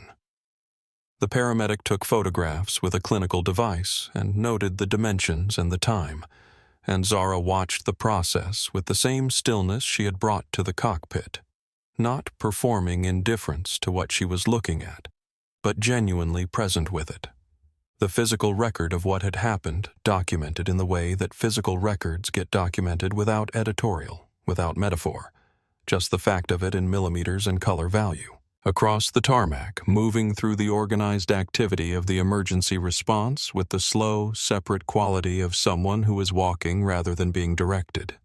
Clifford came away from the tent's edge and moved toward the line of official vehicles along the apron. He was not going toward anything in particular. He was just walking the way certain people walk when the destination is less important than the movement, when the act of being in motion is the only alternative to standing still with what they know. He stopped walking when the sheriff's deputy put a hand on his shoulder. He stopped and he stood there in the rain, without the suit being what it usually was not, because it was ruined, though it was ruined, but because the suit had been doing the structural work it had been performing in the architecture of who Clifford Hale presented himself as being, had simply ceased to function. A suit is a costume, and costumes require a performance, and Clifford had nothing left to perform. Derek had moved to the edge of the triage area, standing with a mylar blanket around his shoulders that he wore with the complete indifference of a large man who has more important things to think about than mylar blankets. And he watched Clifford with the same direct, honest attention he had brought to everything about this evening. Not with anger, not with satisfaction, just with the clear-eyed attention of a man who believes in accountability and has seen the beginning of it. Helen was still writing. A second county official had joined the conversation, and she was providing the same account she had been providing, complete sequenced, evidenced by 30 years of understanding what makes a record usable, with the steady, unhurried patience of a person who knows that accuracy is more important than speed, and has enough of both. A black SUV with government plates crossed the police cordon at the perimeter of the tarmac and came to a stop on the wet grass 40 feet from where Zara was standing. She noticed it the way she noticed most things now, with the particular clear attention of someone whose perceptions had been sharpened by the last hour into something much more precise than their normal calibration. The government plates, the Boeing emblem on the passenger side door, the man who stepped out, late 40s dark suit, no umbrella in the Washington rain, moving toward her with the direct, unhesitating bearing of someone who knows exactly where they're going and why. She recognized the purposefulness of it before she recognized the person. Then she recognized the person. Todd Warren, Chief Technology Officer, Boeing Commercial Division. She knew his name from 6 months of correspondence arranging the panel review from the email that had said, "This is worth the room." She knew his face from the one formal photograph in Boeing's published leadership directory that she had looked at when she was preparing her materials, wanting to know whose room she was walking into. He walked straight to her through the rain, and he extended his hand. His expression was not the expression of a customer, not the careful neutrality of someone performing professional interest. It was the expression of a person who has been briefed on exactly what a device did and understands from their own depth of technical knowledge precisely what that means, a direct, unguarded recognition, the specific awe of a professional encountering something that is better than what they thought was possible. Zara shifted the messenger bag slightly on her shoulder, feeling the solid, familiar weight of the prototype inside it, still intact, still functional, its battery reading at 67% when she had checked it on the slide down from the cockpit, and she took Todd Warren's hand and shook it. Neither of them said anything for a moment. The rain fell. The emergency lights moved in their slow, methodical patterns across the wet concrete. Behind them, the 737 sat in its permanent halt on the runway, and around it, the work of documenting the truth was proceeding from every direction in notebooks and on phones and in official incident reports and in the unalterable record of the black box. Zara was 22 years old, standing on a rain-soaked runway in eastern Washington, and the meeting she had been afraid she would miss was happening right here in the rain, the way the most important meetings sometimes do, not in the room you prepared for, but in the moment that proves you were ready. Captain James Osei crossed the tarmac toward the triage area with the measured, deliberate walk of a man who has just finished doing the most demanding thing he has ever been asked to do and is still in the process of returning from it. Still in the particular altitude of concentration that 30 minutes of emergency flying at the edge of the possible requires the gradual descent back to the ordinary plane of things where people breathe and walk and have names. Flanking him were two figures in dark windbreakers, one bearing FAA credentials and the other the reflective yellow letters of the FBI on his chest. The rapid response personnel who had been mobilized the moment Flight 477 dropped off primary radar and Grant County Tower's emergency transmission had been received in Seattle. They had driven from the city in a federal vehicle that had covered 90 miles in 61 minutes.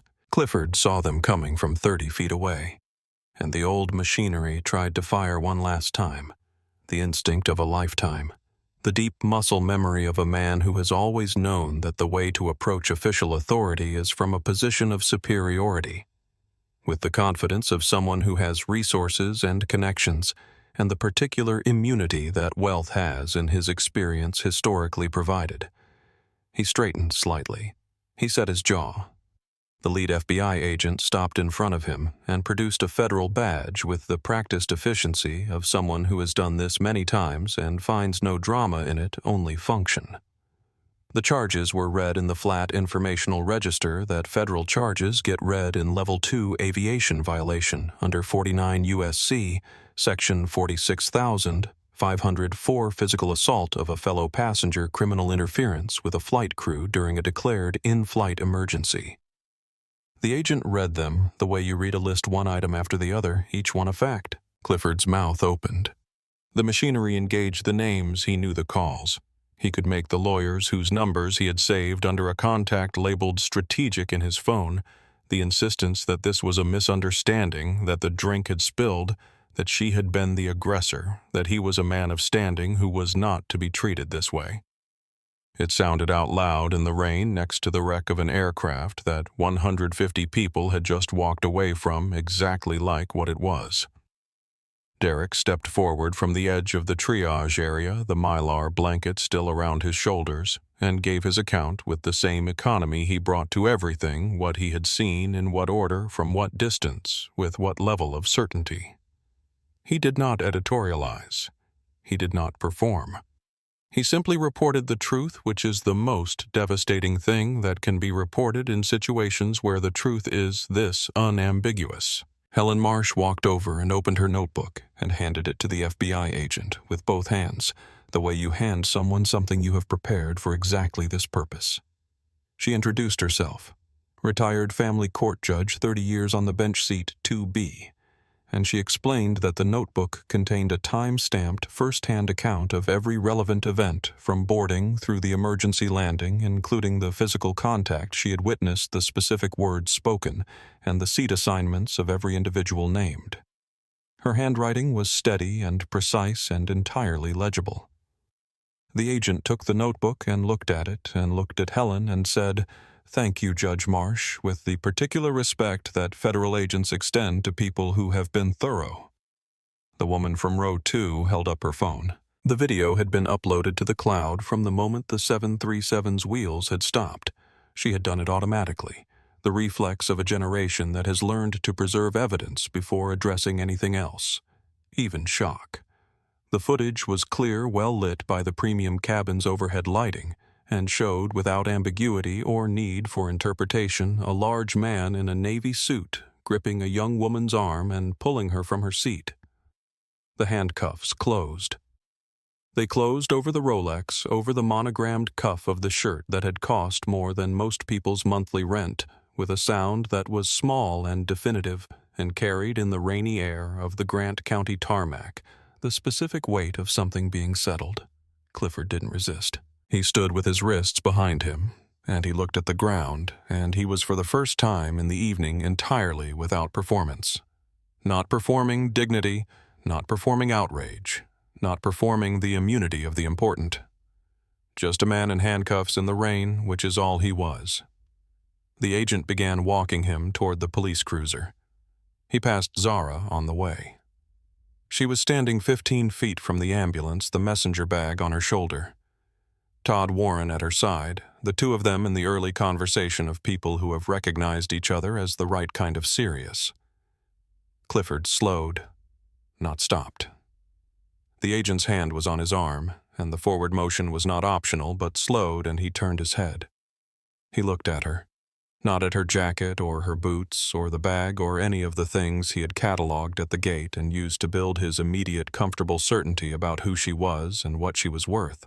He just looked at her face, at the rain on her face, at the expression she wore, which was not triumphant and not forgiving and not anything that was for him, because it was not about him.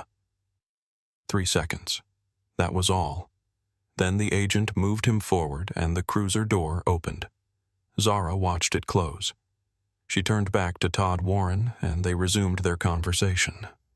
The SUV was warm, which was the first thing Zara noticed, the specific grateful warmth of a vehicle whose heating system has been running long enough to mean it warming her hands through the leather of the passenger seat and taking the edge off the rain-soaked cold that had settled into her shoulders and the back of her neck during the evacuation.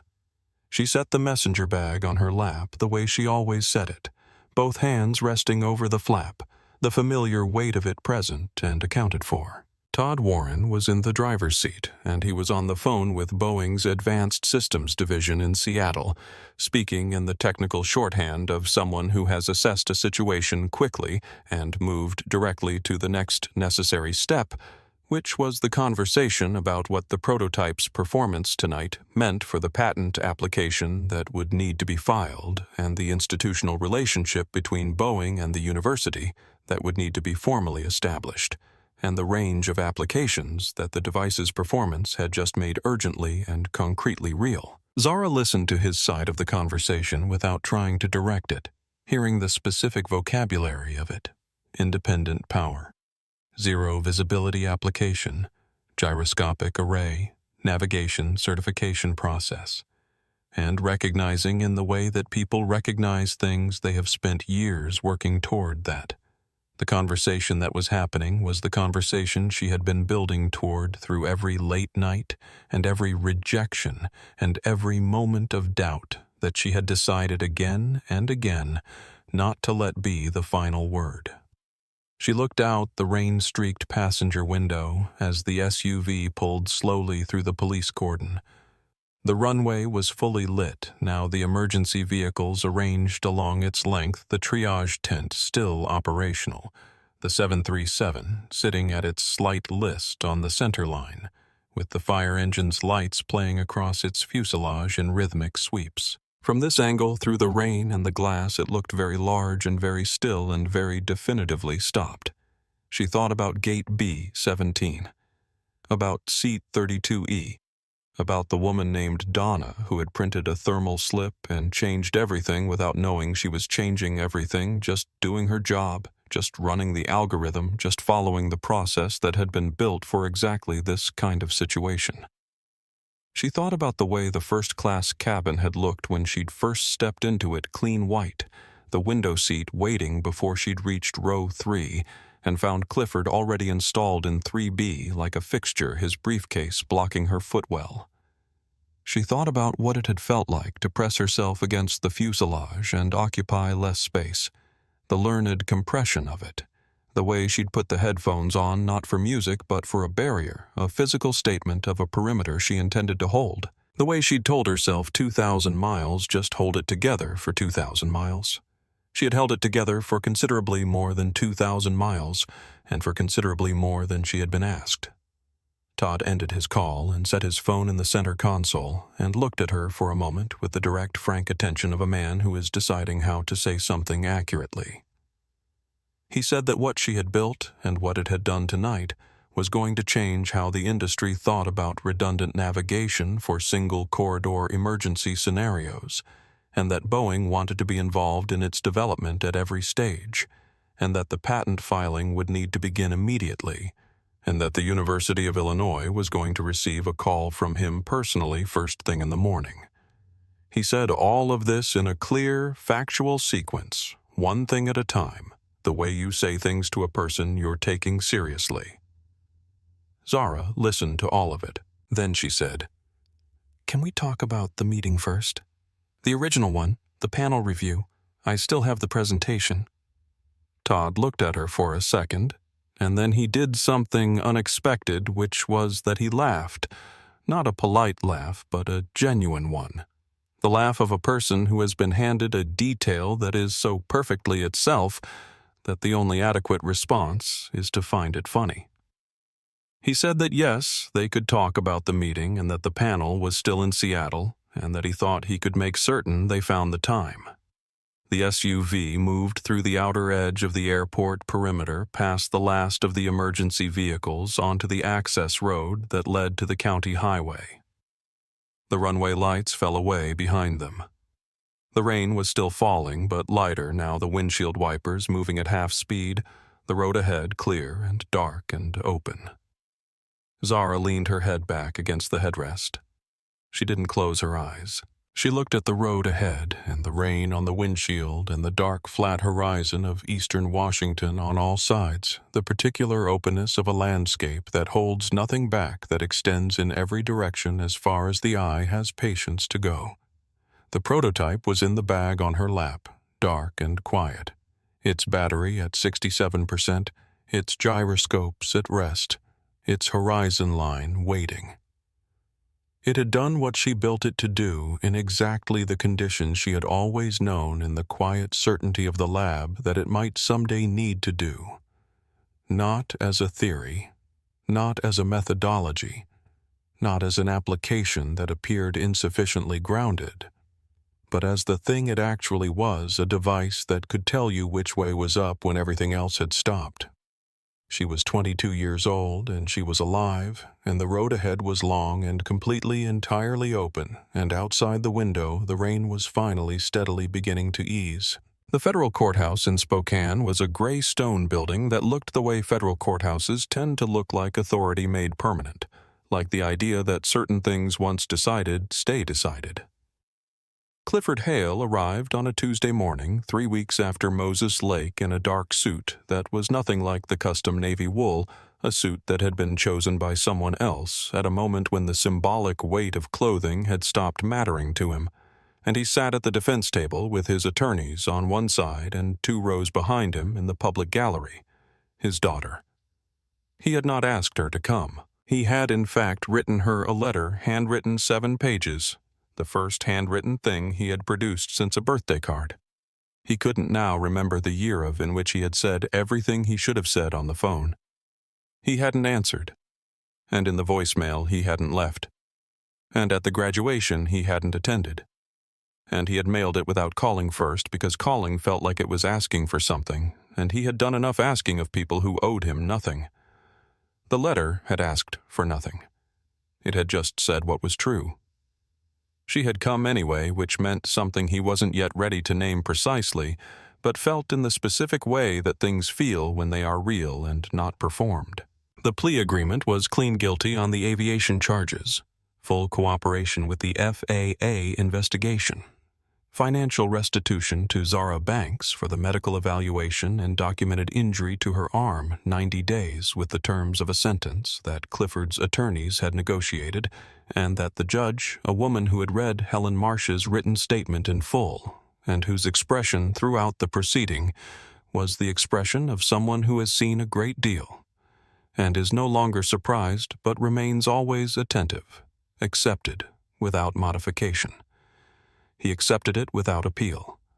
There was no version of the world in which appeal made sense, and he had arrived slowly and without ceremony at a place where things that didn't make sense had stopped appearing as options. When it was done, when the paperwork was signed and the attorneys were organizing their files, he stood and turned to leave and saw her in the second row, his daughter, 23 years old, in a coat he didn't recognize because he had missed the years in which she had developed her taste for coats, sitting with her hands in her lap and her eyes on him. She didn't move toward him. She didn't open her arms or offer a version of forgiveness that the situation had not yet earned. But she stayed. She sat there while he walked toward the gallery rail and stopped in front of her, and she looked at him with the direct, clear eyes of a person who has read a 7-page handwritten letter and decided that the fact of it, not its content, not its promises, but the simple, honest act of writing it, was worth the drive to Spokane to see what came next. He didn't say anything. There was nothing that would have been the right first word. He just stood there on his side of the rail, and she sat there on hers, and the distance between them was exactly as large as it needed to be for now, and exactly as small as it needed to be for there to be a next at all. The Boeing meeting happened on a Thursday, 1 week after Moses Lake, in a conference room on the 14th floor of a Seattle building with floor-to-ceiling windows that looked west toward the Sound and, on a clear afternoon, the distant white suggestion of the Olympics. Zara arrived with her university advisor and the messenger bag on her shoulder and the prototype on the conference table in front of her, and the presentation she had been refining for 6 months, loaded on a laptop that she had borrowed from the university's IT department because hers had died during the cross-country Amtrak she'd taken home from Eastern Washington. The room was different from what she had imagined when she'd been preparing for it. She had imagined skepticism, the particular evaluative skepticism of senior engineers, encountering a thesis by someone who looks like someone they haven't been used to taking seriously, the unconscious friction she had encountered in labs and review committees and academic spaces for as long as she had been present in them. She had prepared for that friction with the same thoroughness she had brought to everything else, building her arguments to be airtight, her methodology to be unassailable, her presence in the room to be so undeniably competent that the friction would have nowhere to grip. The room was not skeptical. The room had read the NTSB preliminary report, which had been published 2 days earlier, and the room knew exactly what the device had done at 9,400 feet over eastern Washington, with no other navigation instrument functioning on the aircraft. The meeting was not a pitch. It was a conversation, technical, direct between people who were working from the same foundation of understanding, building toward the same question, which was, what do we do with this? The patent filing was initiated that afternoon. The university's technology transfer office was on a call with Boeing's legal division before Zara had left the building. Her thesis was formally accepted with distinction the following Monday, the unanimous decision of a committee that included notably the member who had sent the initial rejection with the single typed line about insufficient grounding. That member sent her a letter 2 sentences handwritten, which she read once at the kitchen table in her mother's house, and then folded and placed in the bottom of her desk drawer, in the same place she kept the original rejection because certain things belong together. She called her mother from the Seattle airport, waiting for her flight home. She didn't try to explain the full scope of it. Not the prototype, not the cockpit, not the conversation with Todd Warren about what came next, not the bruise on her arm that was still present in the deep yellowing stage of a healing that was almost complete. She just said it worked, Mom. It worked exactly the way I built it to. Her mother said, I know it did, baby. I know it did. Somewhere in the country, in a high school physics classroom with fluorescent lighting and periodic table posters, and the particular smell of dry erase markers that lingers in every classroom that has ever tried to explain the world to young people who are still deciding how much of it to believe in, a teacher is showing her students a news segment she has queued up on the classroom projector. The segment is 3 minutes long and covers the investigation into the electrical failure aboard Flight 477 and the emergency landing at Grant County International, and midway through it, there is a still photograph taken on the tarmac at Moses Lake. A young woman in a worn leather jacket, rain in her hair, standing on the wet runway with a Boeing executive's hand extended toward her. She is looking directly at the camera with the expression of a person who has been through something real and is standing on the other side of it.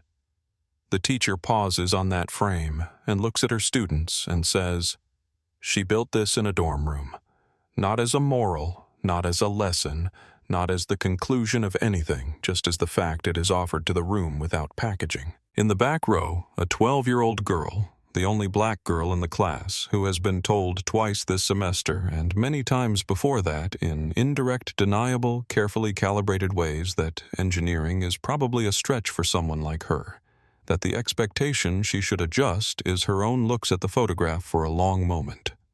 She has her notebook open on her desk, the way she always does, the habit of a person who writes things down because writing is how she makes things real.